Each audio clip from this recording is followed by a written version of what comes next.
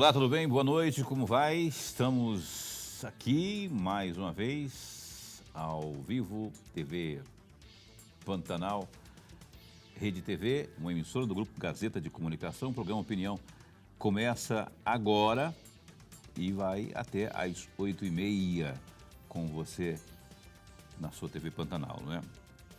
Bom, pois bem, hoje a gente tinha aqui nessa quarta-feira, nessa quarta-feira, uma entrevista prevista, né? Havíamos marcado a entrevista com o deputado Cláudio, paisagista, Cláudio Ferreira, e houve imprevisto, e ele nos avisou em cima da hora. Na verdade, eu descobri em cima da hora que ele não viria, e aí a gente, infelizmente, não vai poder, então, realizar esta entrevista. E por estar em cima da hora, a gente não conseguiu nem organizar uma outra agenda para o dia de hoje, para a noite de hoje, né? Por isso a gente pede desculpas a você, que está sempre acompanhando aqui a opinião. Sabe que sempre que na Opinião tem uma entrevista todos os dias, né? Hoje, infelizmente, a gente não vai exibir entrevista por conta desse percalço que houve aí. Marcaremos em uma nova data com o deputado Cláudio Ferreira, deputado estadual. Mas isso não quer dizer que não tenhamos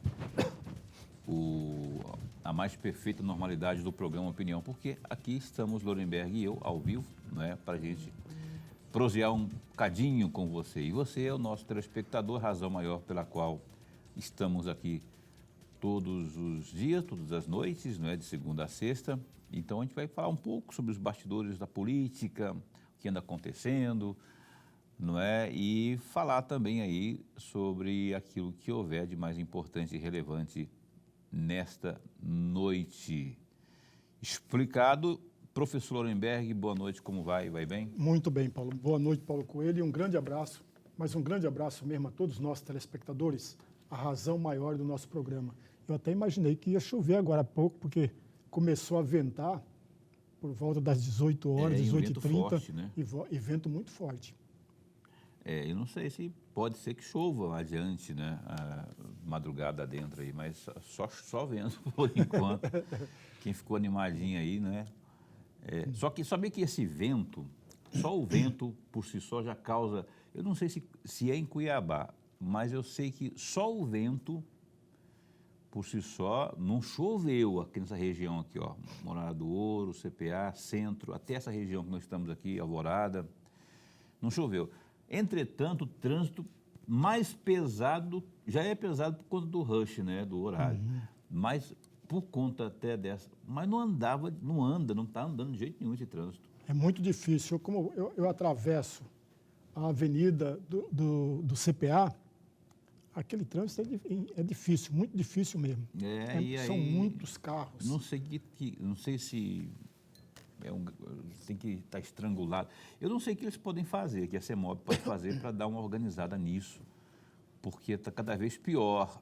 Aqui, em especial, por conta do centro político, né? O pessoal, nesse horário, por exemplo, por volta das 8 da noite, tem muita gente saindo do trabalho ainda, né? Entre 6 e 8 da noite é horário de expediente. Então, aí o pessoal que está voltando para casa, que trabalha no centro, enfim, outros lugares. Então, é mais um desafio para quem vai querer administrar Cuiabá, né? Até porque, Paulo, se nós levarmos em consideração o centro político administrativo ou outros órgãos acima do centro político administrativo, nós vamos ter duas opções tão somente. A Avenida dos Trabalhadores, que em alguns trechos da Avenida dos Trabalhadores duplicaram, em alguns trechos, 2 ou 3 trechos, se não me falha a memória, e a Avenida do CPA. Veja, amigos, esses dois atalhos, entre aspas, ainda é muito pequeno se nós considerarmos o trânsito, como é muito difícil nesse horário de pico. Olha, mas essa questão dos trabalhadores, eu concordo, eu passo por lá muitas vezes, né? Não falo sempre, mas eu passo, porque é minha região também, né? Só que eu conheço também lá.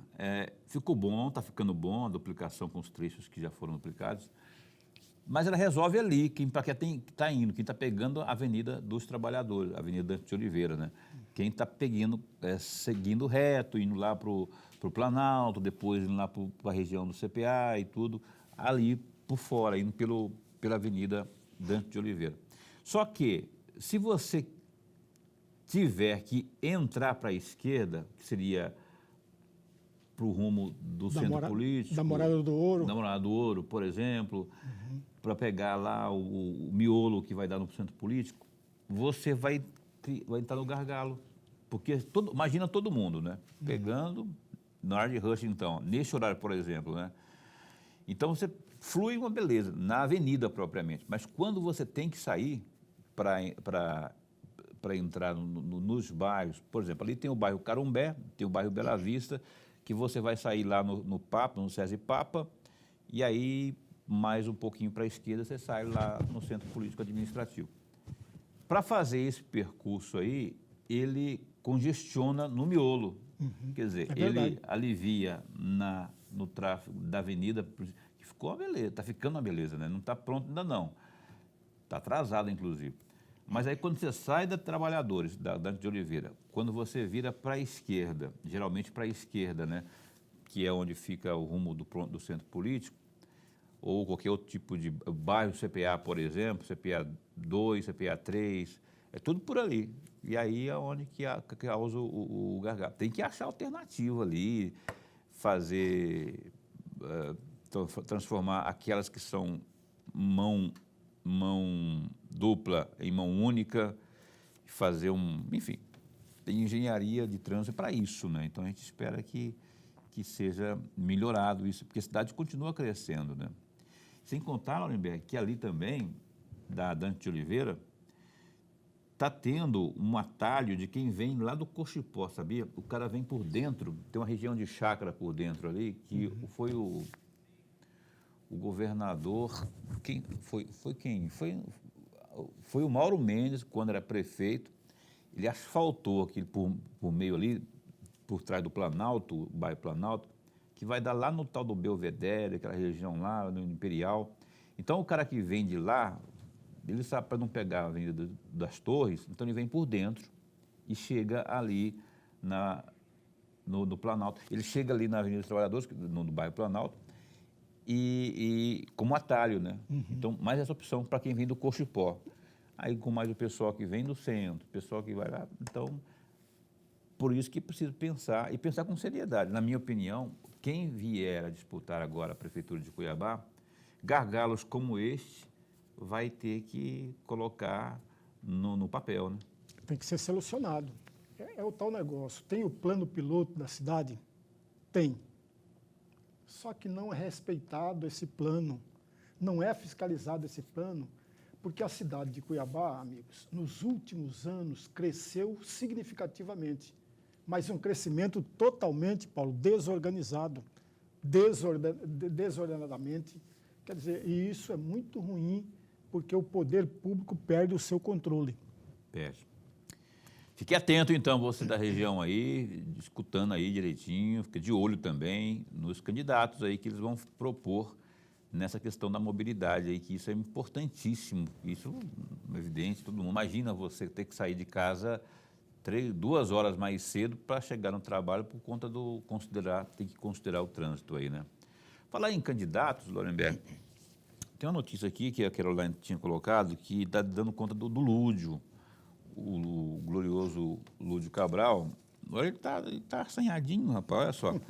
Pré-candidato a prefeito de Cuiabá do PT, o deputado Lúdio, ele disse em entrevista à imprensa hoje pela manhã que uma liderança política não faz eleger um candidato, mas sim a população petista, porém, argumentou que quer votos do eleitor do governador Mauro Mendes, aliás, de quem ele já foi adversário político em disputas aí, inclusive tanto para a prefeitura, acho que a prefeitura e para o governo do estado também. Não, para o governo foi o Sival Barbosa. Ah, tá, foi para a prefeitura, né? Na prefeitura. Eu lembro daquele embate lá. Ele também quer votos do glorioso Bolsonaro, ex-presidente, e também, obviamente, do Lula, né? Bom, ter voto Bom, querer, todo mundo pode querer, né? Agora, ter é que vai ser complicado, né? Ter votos aí do Mauro por conta que ele está apoiando o Botelho, né? E do Bolsonaro por questões óbvias, né? Ou não? O que você acha disso aí? Paulo e amigo telespectador, veja, duas observações, porque o deputado Lúdio Cabral fala exatamente dessas duas observações. Primeiro, não é a liderança que elege o prefeito, mas sim o conjunto da população, que está coberto de razão. Quem elege é o eleitor. É o conjunto do eleitorado que vai eleger dos candidatos. Mas, por outro lado, veja, é como você falou, que eu concordo em gênero, número e grau. Querer, todos eles querem. Agora, qual é a tática, qual é a estratégia política para seduzir, para atrair o eleitor, sobretudo num país como o nosso, que não se vota em partido, amigos. Vota-se no personagem, vota-se na pessoa, não no político, não no partido político, mas no personagem, na pessoa. Qual é a tática que o deputado Lúdio Cabral vai apresentar para atrair todos esses segmentos que ele acabou de citar? Que não é tarefa fácil. Embora ele já tenha tido uma experiência e uma vivência de outras campanhas. Ele foi candidato ao governo do Estado, ele foi candidato à prefeitura de Cuiabá em outras ocasiões, portanto, tem uma experiência e uma vivência no jogo político eleitoral, numa disputa tão importante como essa.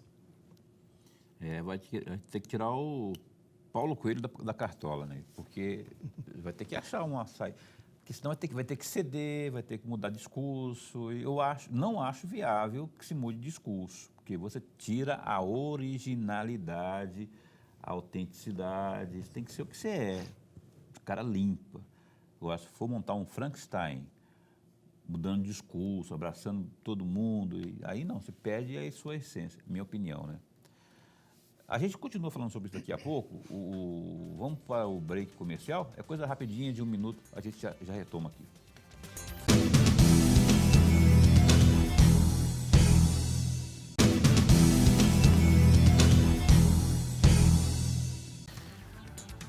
Ok, estamos aqui de volta. É aquela câmera ali, hoje mudou minha câmera, é aquela ali. Então tem que olhar para aquela câmera lá do Gersinho lá, não é? Era aquela ali, mas agora mudou para cá, não sei porquê. Os caras mudam aqui, não falam nada pra gente. Só em cima da hora que avisam, né? Vou colocar no relatório isso aí, viu, Gerson? Grande, um dos maiores cinegrafistas que eu conheço. E além do que, gente finíssima. Pensa num cara gente boa. Ele é um dos mais antigos, acho que é o mais antigo do Grupo Gazeta. É o mais antigo. Ele chegou no Grupo Gazeta antes do Dorileu. O Dorileu estava pensando em comprar uma televisão e tal, o Gerson já se acampou por lá, já falou, não, eu quero, e já estava por lá, e está lá há 40 anos, lá no Grupo Gazeta, lá, e o Dorileu aposenta, já, não, quero continuar por aqui, está aí hoje. Trabalha lá e trabalha aqui, lá na Gazeta, lá na Vila Real e aqui também. Ganha dobrado também, né? O maior salário que tem no Grupo Gazeta de Comunicação, meu amigo Gerson. Olha só, Gazeta Digital, www.gazetadigital.com.br. A comissão processante que investigará o prefeito Emanuel Pinheiro do MDB por possível prática de infração político-administrativa fará sua primeira reunião nesta quinta, dia 21.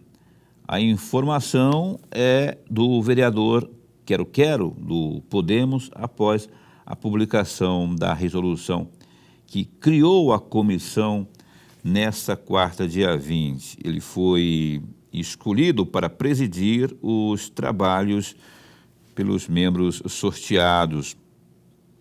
Aspas, vou me reunir com o procurador da Câmara, o Marcos Brito, para tirar algumas dúvidas, obter aí algumas orientações para iniciar os trabalhos e depois vou conversar com os demais vereadores para a nossa primeira reunião, que deve ocorrer amanhã, disse o Quero. Segundo ele, a primeira reunião deverá ser fechada entre os membros, sua equipe jurídica e também a Procuradoria Legislativa da Casa para aprovar um cronograma de trabalho.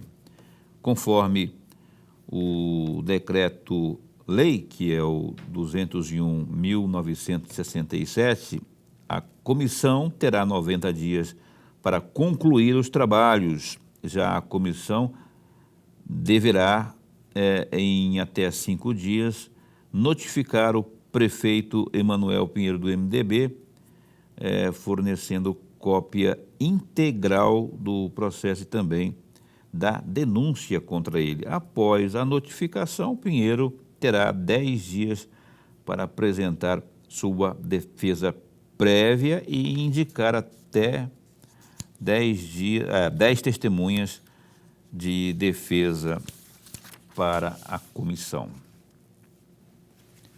Outra notícia aí é que o governo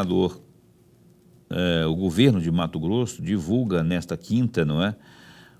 Dia 21, amanhã, portanto, a lista com os nomes dos candidatos selecionados para obter a primeira Carteira Nacional de Habilitação, CNH, de forma gratuita por meio do programa Ser Família CNH Social, liderado pela primeira-dama de Mato Grosso, a Virgínia Mendes. Foram selecionados 10 mil candidatos que cumpriram com os requisitos previstos no programa.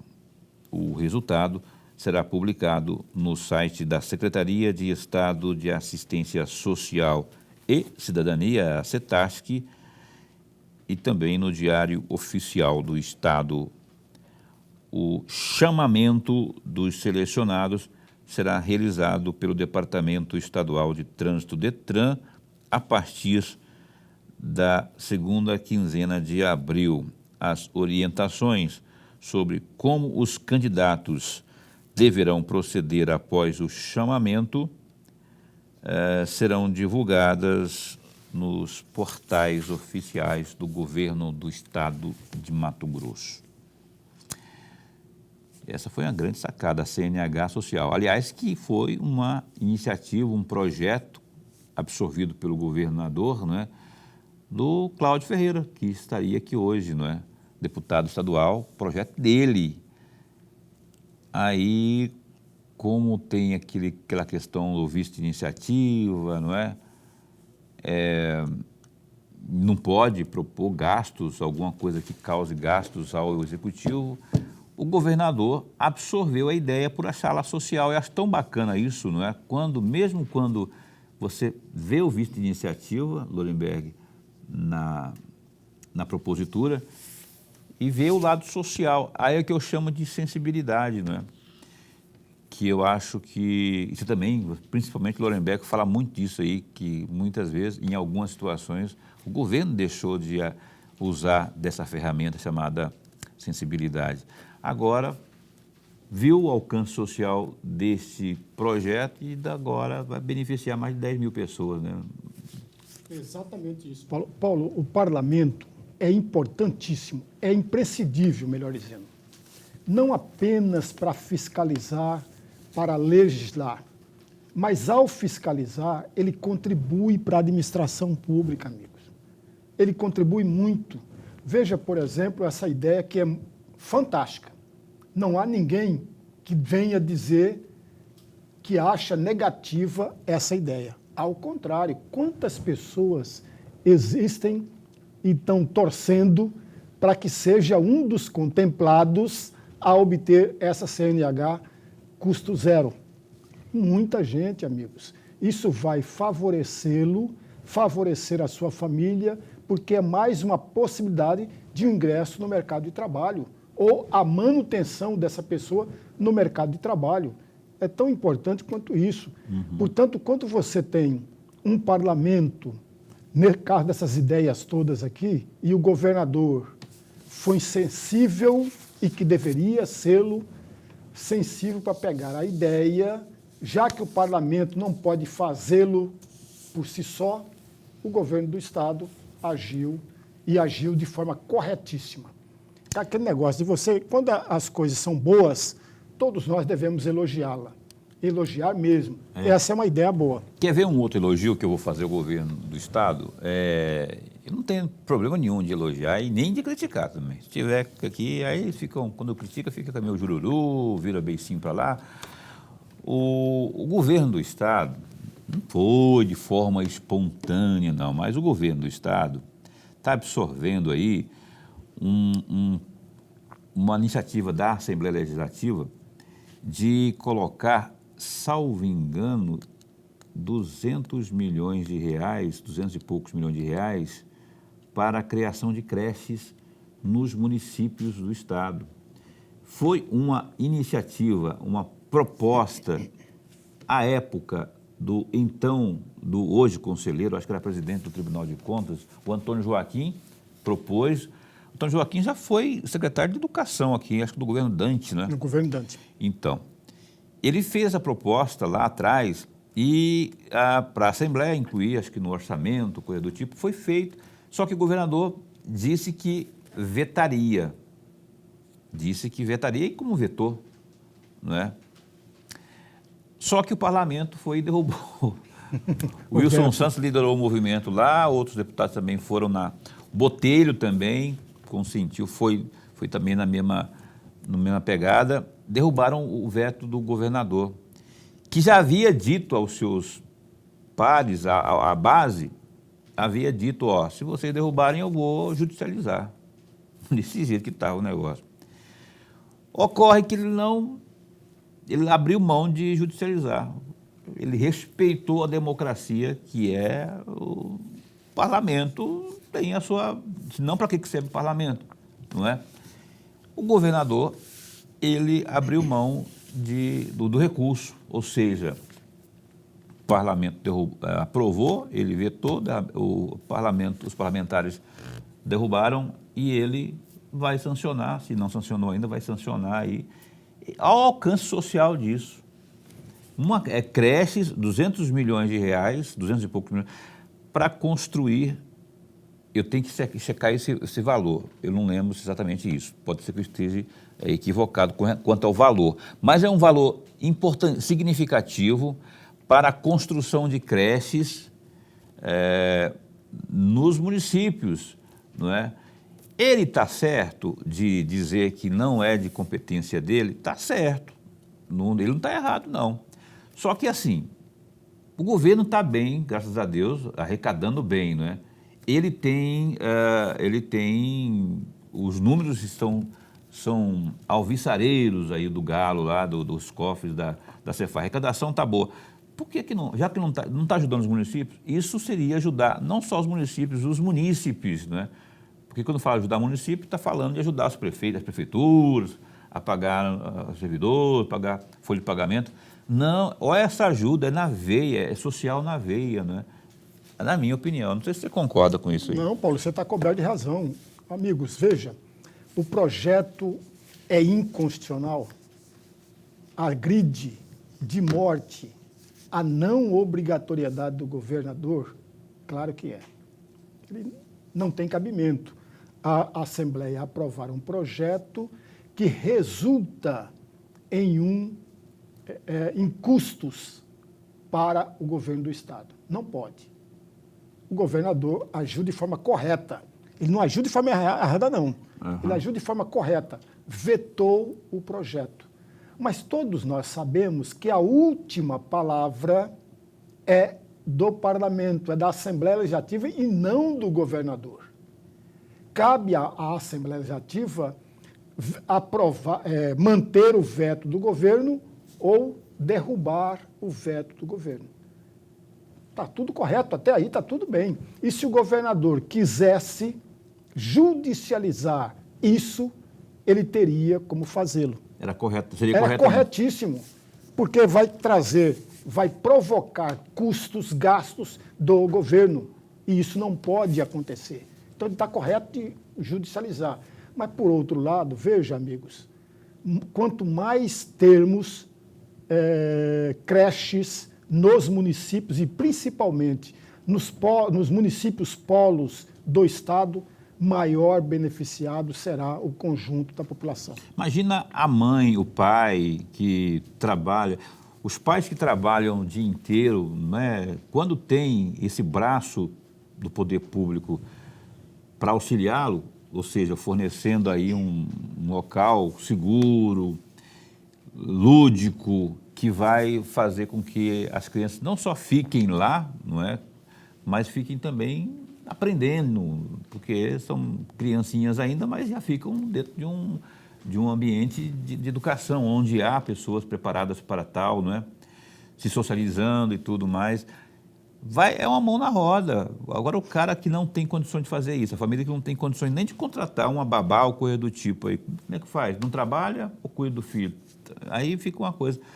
Eu acho um alcance social maravilhoso isso aí, que o nosso governador, na minha avaliação, acertadamente abriu mão de recorrer, de judicializar isso aí virar uma bola de neve e mostra a sensibilidade que nós estamos falando aqui, né? Exatamente. O agente público, amigos, o chefe do executivo tem que trabalhar sempre, mas sempre, com a questão da sensibilidade. Não tem como fazer diferente. Embora, em muitas ocasiões, uma situação financeira não muito boa não permitirá a esse mesmo agente público aprovar ou ter uma iniciativa dessa. Mas, por outro lado, a sensibilidade é a chave de todo o avanço da administração pública. Se houvesse uma alegação, estamos numa crise danada, não é o caso de Mato Grosso, mas não é, longe de ser o caso de Mato Grosso, crise financeira, que o Estado está bem, e que bom que está bem, está bombando, grande parte por conta do agro, né?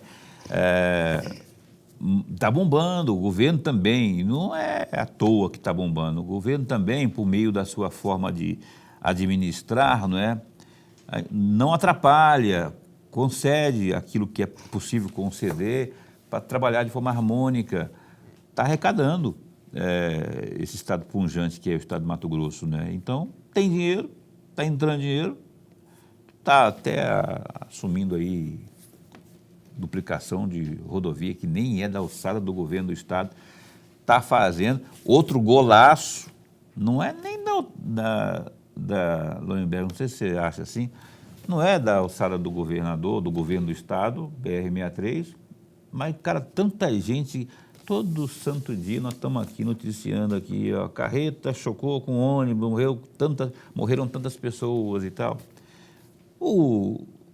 Entra Bolsonaro, entra Lula, entra Dilma, entra Temer, entra Bolsonaro, entra não sei quem mais, volta Lula e nada de resolver aquilo lá.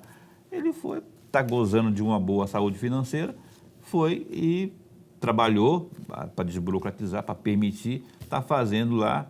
Não é uma outra iniciativa boa? Muito.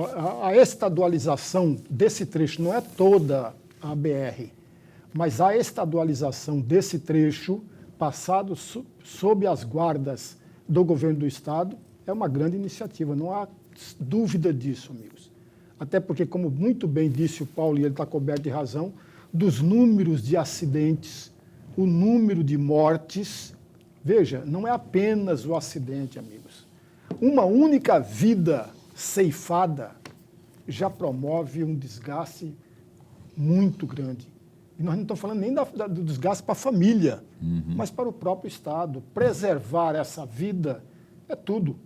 O governo do Estado, o governo municipal, o governo federal tem a preocupação, e deve ter a preocupação, em preservar vidas.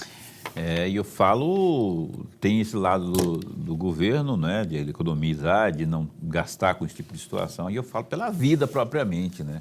Tão bom termos segurança, eu que tenho parente em Sorriso, por exemplo, se eu quiser ir dirigindo, eu vou, e vou com mais tranquilidade, sabendo que é duplicado, vai estar duplicado, né? Agora, como que eu vou, né, pegar uma rodovia, disputar espaço numa rodovia estreitíssima, com aqueles trem-minhões lá, carregar até a tampa de soja, um carro pequeno, então é terrível. Exatamente. E Paulo e amigo telespectador, não o Boca está falando da questão da imigrantes, que é outra situação também, que, aliás, foi federalizada, né, a imigrantes ali. Não é tarefa do governo guardar dinheiro no cofre. Para quê? Não é tarefa do governo aplicar dinheiro na Bolsa. O dinheiro que entra é exatamente para voltar para o conjunto da população, não é para ficar guardado. Concordo plenamente aí. Aliás, nesse trecho que está sendo liberado a partir de agora, tem um novo trecho que vai de Posto Gil até Lucas do Rio Verde, porque agora ele entregou até Posto Gil, acho que foram 15 quilômetros. Foi lançado aí, num trecho vindo lá de Nova Mutum para cá, que há 12 anos atrás nós perdemos o Nico Baracate. Era uma tarde de... Eu lembro, eu estava em casa, inclusive, recebi o telefonema. Ele era muito amigo da nossa família, mais do Kleber, meu irmão, inclusive, compadre, inclusive. Acho que batizou o filho mais velho do Kleber.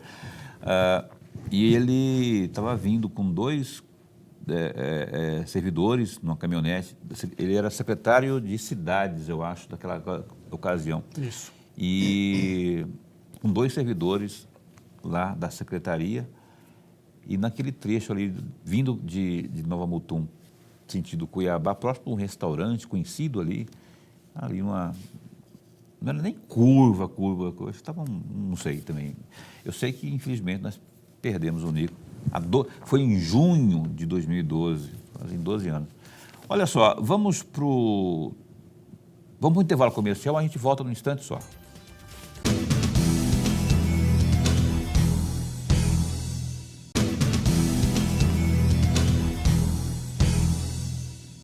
Olha só, a gente retoma aqui o programa, terceiro bloco do programa Opinião. Eu quero só justificar mais uma vez que estaríamos aqui, nesse instante, entrevistando o deputado estadual Cláudio Ferreira, o Cláudio paisagista, né, lá de Rondonópolis. Eu marquei com ele, ratifiquei com ele, nós ratificamos, foi tudo confirmado direitinho, mas aí acabou não vindo, né? E eu só descobri porque eu liguei para ele. Não, Paulo... Aí, mil desculpas, em Brasília, você tem ideia, né? Acho que teve reunião com o Bolsonaro hoje. Ele, Medeiros, o Abílio estiveram lá com o Bolsonaro hoje, lá tiraram fotinha lá. Hoje é aniversário do deputado Medeiros, José Medeiros, parabéns aí, viu, deputado? Muitos anos de vida para Vossa Excelência. Então, teríamos hoje aqui a entrevista com o Cláudio paisagista, só que aí houve esse problema aí, essa falha dele, e aí a gente vai marcar para uma outra ocasião a entrevista com ele aqui, ok? Professor, aquela notícia que eu estava lendo da questão da comissão processante, que começa amanhã os seus trabalhos, eu gostaria de saber, ter uma opinião sua. Hoje houve um quiprocó lá, rapaz, com a vereadora Edna. Eu não entendo por que cismaram, especialmente o Francisco Carlos, Chico 2000, cismaram de ter a Edna compondo a comissão, sendo que ela é vereadora legitimamente eleita, não foi caçada coisíssima nenhuma, não tem nada que juridicamente, legalmente a impeça de estar lá. E de mais a mais, lá é sorteio também a composição dessa comissão. E ainda que não fosse, ela é 25 avos lá, né? Ela é um dos componentes daquele grupo de 25. E aí o Chico 2000 tentou argumentar juridicamente que isso não é legal. E o Chico 2000, que é bacharel em Direito. Eu não vejo ilegalidade, eu não sei se você enxerga ilegalidade nisso.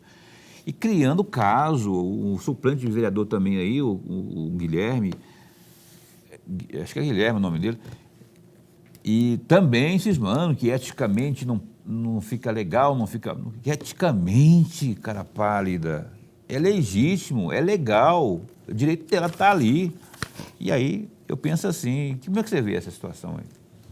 Olha, a Câmara Municipal de Cuiabá não muda nunca. Sempre tem um probleminha que é criado E aí esse probleminha passa a ser um grande problema. Quando, na verdade, amigos, um bom diálogo, uma boa conversa, respeitar o rito e respeitar a legislação é o suficiente para manter a harmonia dentro do parlamento. É claro e evidente, amigo, que o embate, o debate são necessários no parlamento. Mas a briga de rua não o é. É bom a gente diferenciar isso. E a legislação é muito clara, muito evidente, amigos. Os membros de uma comissão processante são oriundos de um sorteio. Todos os três, porque são 3 membros, todos os 3, inclusive o Quero, que me parece que é o presidente da comissão, foram todos sorteados. Então não tem o que discutir, a menos que o sorteio foi feito de forma errada, enganosa, coisa que não foi. Ora, se cumpriu o rito, se cumpriu a regra, se cumpriu a legislação, não tem o que questionar.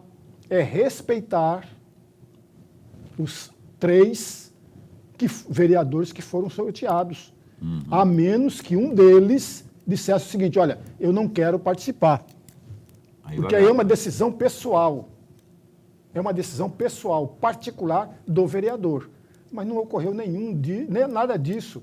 Nenhum dos 3 se manifestou que não gostaria de participar da comissão processante. Ao contrário, todos eles se manifestaram, sim, que querem, sim, participar da comissão processante. Não tem discussão. Ah, mas o presidente do parlamento... Não importa, a decisão do presidente do parlamento não é maior do que a regra, a norma, nada disso. Agora, por outro lado, as brigas deveriam ser contornadas, suavizadas, evitadas. Agora, Lorenberg, e o glorioso Emanuel Pinheiro, que a partir de agora, conforme nós dissemos aqui, ao lermos o Gazeta Digital, dá um clique aí que tem mais informações sobre essa questão da comissão processante lá no GD. Ele vai ter esse prazo aí, e aí o Emanuel, ele é professor de direito constitucional, ele conhece a lei. A gente elogiou aí o Julier Sebastião, que é o advogado da Edna, naquela questão toda estavam tentando caçá-la e tudo mais, a questão da rachadinha e tudo mais. Ele foi craque ali, foi cirúrgico na defesa e acabou conseguindo o que queria.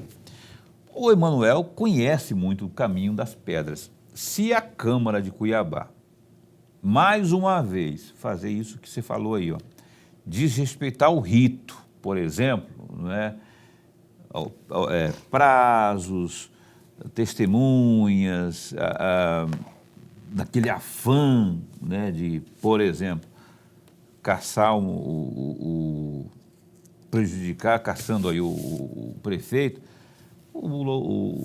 o Emanuel está com uma lupa desse tamanho assim, em cima de tudo, né? Qualquer errozinho assim, ele vai saber. Ele vai usar com aquilo que tem conhecimento, que são os argumentos dele, não é para se defender, mas a força da legislação, que ele conhece muito bem, né? Exatamente, amigo. Tem 3 coisas dentro da comissão processante que deve ser respeitada rigorosamente, para não ter dor de cabeça depois. A comissão processante é diferente da comissão parlamentar de inquérito. Na comissão parlamentar de inquérito, pode prorrogar o prazo para terminar. São 90 dias. Vamos aumentar o plenário aprova uma prorrogação. Na comissão processante, não. É até 90 dias e ponto final. Esse é o primeiro ponto. O segundo ponto é o direito de defesa do acusado. O prefeito tem que ter todo o direito para a sua defesa. E o terceiro ponto, não pode ignorar o decreto-lei que move, que estimula, que instiga uma comissão processante, que é exatamente o decreto-lei 201 de janeiro de 1967. Tem mais de 80 artigos, amigos. É claro e evidente que a comissão processante não vai utilizar todos os artigos, porque não cabe. tem que escolher exatamente aquele artigo que cabe no processo em questão, na denúncia em questão. A meu juízo, eu posso estar equivocado, mas a meu juízo, apenas um artigo desse decreto-lei encaixa no que foi denunciado. É o artigo 1º, inciso 1, inciso 2 e inciso 3. Agora precisa ver se a denúncia é materializada. Senão não tem nada a ver. Não tem peso nenhum. É preciso a denúncia ter materializado, senão não tem, amigos. Veja, aí o amigo telespectador pode estar pensando, mas professor, no parlamento a discussão é o político. De fato, é o político. Mas não se pode perder de vista o fato. Não se pode perder de vista a denúncia. Uma vez perdendo de vista a denúncia, perde a substância do relatório final dessa comissão processante. E se não me falha a memória, precisa de 2/3 para a aprovação do relatório final. Que, aliás, esse período citado pelo Lorenberg, então, considerando os 90 dias prorrogáveis, não pode prorrogar, não pode estendê-lo, né? Esse prazo, então, termina em 20 de junho. 20 de março agora, 20 de abril um mês, 20 de maio 2 meses, 20 de junho, exatamente. 90 dias, então, para saber o que virará essa situação toda envolvendo aí o prefeito Emanuel Pinheiro nessa comissão processante. Eu quero caminhar para o final aqui, Lorenberg, trocando de pauta, rapaz. Eu estou vendo aí, hoje, falar em Câmara Municipal, teve a notícia aí de que 2 vereadores estão mudando de partido, por força da janela partidária. E também para tentar se viabilizar. O cara analisa, aqui, se eu continuar aqui, não vai dar. Aí ele faz umas contas. O Lilo Pinheiro, que é do PDT, aliás, o vereador Lilo Pinheiro, ele é presidente do PDT de Mato Grosso. A maior liderança do PDT em Mato Grosso é o único vereador que tem na Câmara Municipal do PDT em Cuiabá. Está mudando para apoiar Botelho. Ele argumentou alinhamento. Perguntar, não, por questão de alinhamento. Aí hoje comentamos hoje lá de manhã, alinhamento, só que esse alinhamento aí é... Bom, enfim. Disseram, mas é compromisso, um compromisso. Será que esse compromisso aí é com 2 S normais ou 2 S de cifrão, né? O fato é que cada um tentando se viabilizar. E outro também que está mudando de partido é o Felipe Correia, que está saindo do Cidadania e indo para o PL também. Essas 2 mudanças aí, como é que você observa? Paulo e amigo telespectador, veja, não é nada ideológico, não é nada de convicção, é de facilidade para manter a cadeira. Então, somente isso. Imaginemos, por exemplo, que um vereador esteja no republicano e ele perceber que dentro do republicano ele consegue o número de votos suficiente ou o partido conseguirá um número de votos suficiente para elegê-lo. Ele não vai mudar de partido. Claro que não vai, porque todas as condições o permite manter a cadeira no parlamento. Simples assim, amigos. Mas é por amarração daqui, amarração dali. Nada. A questão é a manutenção da sua cadeira. Tanto é verdade, só para o amigo telespectador entender, em Rondonópolis são 21 vereadores. 21, amigos. Apenas 5 vereadores não mudarão de partido agora na chamada janela partidária. Apenas 5, Paulo. 5. Em Várzea Grande, nós temos também mudanças de partido.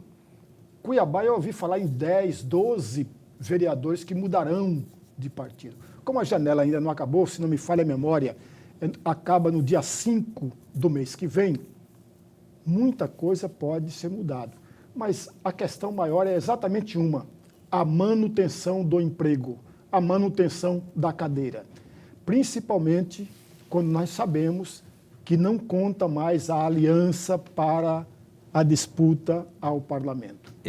Proporcional não tem mais aliança, não.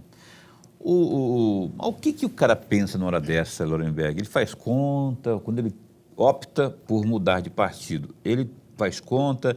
Eu citei aqui o hipotético argumento, hipotético motivo, não falei que foi esse o motivo, eu falei hipoteticamente pode ser, o Botelho vai ser provavelmente candidato a prefeito de Cuiabá, não é? Ele está alegando que a ideia dele é apoiar Botelho. Em contrapartida, deve ter havido algum tipo de... me ajude aí, porque uma campanha para vereador não é simples e nem barata, não é? Então, imagino, estou só...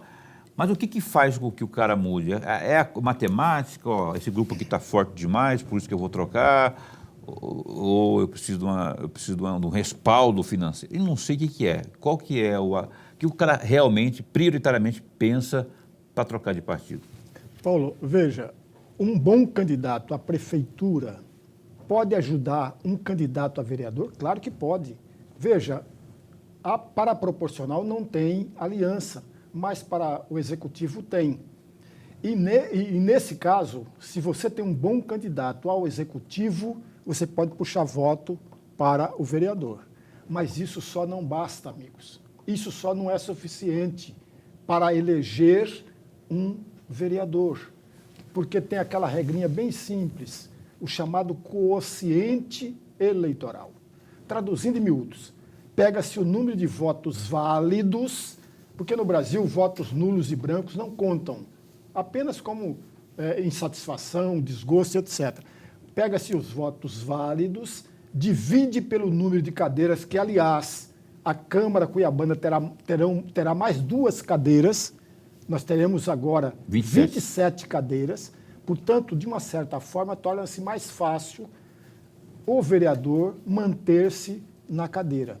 Torna-se mais fácil. Quer ver um exemplo só? O Luiz Cláudio, na eleição de 2020, obteve 3.007 votos. Não foi eleito, ficou na suplência. Mas se tivesse 27 vagas, ele seria um dos eleitos. 27 vagas. Entendeu, amigos? Então, é o conjunto dos votos daquele partido. E aí o vereador observa. Ele aprendeu, com a experiência, com a vivência, ele aprendeu. Olha, ele olha no seu partido e fala assim, olha, essas pessoas que se manifestaram e gostaria de ser candidato a vereador, não somarão voto suficiente para fazer o chamado quociente eleitoral. Aí ele muda de partido. Porque lá no outro partido dá a ele essa possibilidade. Por outro lado, tem um outro, que o trânsito é meio complicado, né? Se você for para um partido que tem 4, 5 candidatos, me parece que a União Brasil virá para essa campanha muito pesada. Pesado. 5 candidatos fortes, 6 candidatos fortes. Na minha concepção, União Brasil não elege 6 pessoas. Tinha que ter pedigree. Então cada um procurando seu lugar ao sol. Olha, não temos mais tempo para continuar com esse bate-papo maravilhoso que está tendo aqui entre Lorenberg e eu. Vamos fazer mais isso aqui, né? Acabar com esse negócio de entrevistar aqui. Você nós dois aqui só agora. Não, tô brincando. De vez em quando a gente vai fazer esse bate-papo aqui sim, especialmente quanto a questões eleitorais. Lorenberg, até amanhã então? Até amanhã. Amanhã a gente entrevista aqui, falar também de questões eleitorais aqui com a deputada federal Gisela Simona. Às 7h30 da noite a gente se encontra aqui para prosear um pouquinho mais de política no programa Opinião. Então, até lá, se cuida, fica bem, fica com Deus também.